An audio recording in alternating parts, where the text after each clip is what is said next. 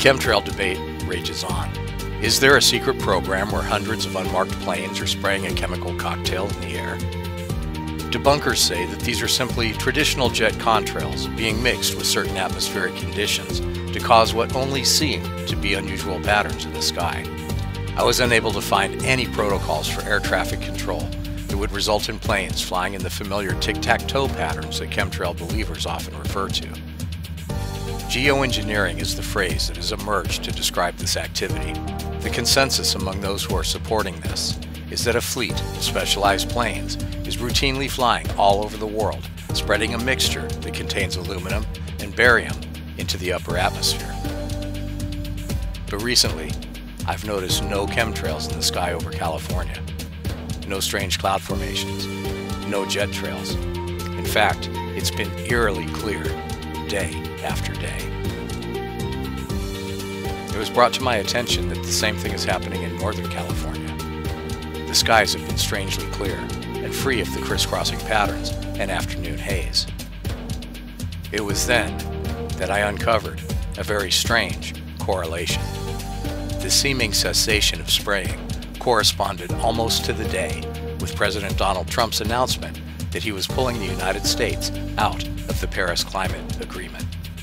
Thus, as of today, the United States will cease all implementation of the non-binding Paris Accord and the draconian financial and economic burdens the agreement imposes on our country.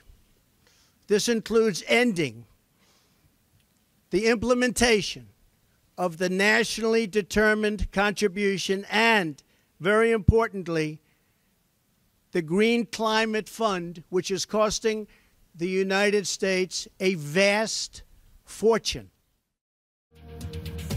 It wasn't hard to find a connection to the climate accord and the theory of geoengineering. In fact, a lot of people are talking about it. Other places around the globe are reporting a significant decrease or complete disappearance of chemtrail phenomenon.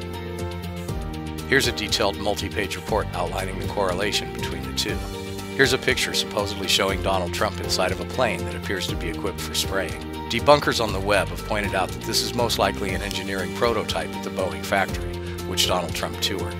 Still, at the very least, it does illustrate that our airline industry knows how to put holding tanks on planes. Could it be that one of the reasons Donald Trump pulled America out of the climate accords is that the ongoing geoengineering effort was a secret part of the agreement, and that the U.S. has been footing the bill all over the world?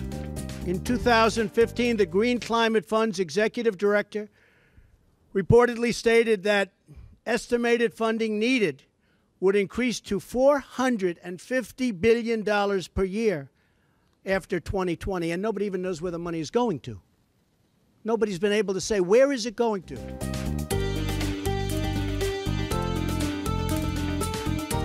In my part of the world, I can only say that I have seen not one single day of the aerial phenomenon described as geoengineering occur since that historic announcement. Here's a new twist. If geoengineering is an attempt by scientists to cool the atmosphere and slow the progression of climate change, could we be seeing what happens when they stop? We've had 185-mile-per-hour winds now for 24 hours. That has never happened before in recorded history. Two of the most powerful, devastating hurricanes to hit the U.S. have come back to back. These storms have been made exceptionally strong, largely due to unseasonably warm waters. My job as president is to do everything within my power to give America a level playing field and to create the economic, regulatory, and tax structures that make America the most prosperous and productive country on earth, and with the highest standard of living and the highest standard of environmental protection. Is there a connection between the United States Paris Accord announcement, the cessation of geoengineering operations, and finally, the magnified power of destructive storms? We can't say for sure, but if you go online and do some research, you might be surprised at where it takes you.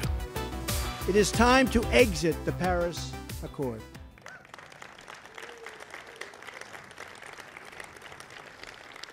and time to pursue a new deal that protects the environment, our companies, our citizens, and our country.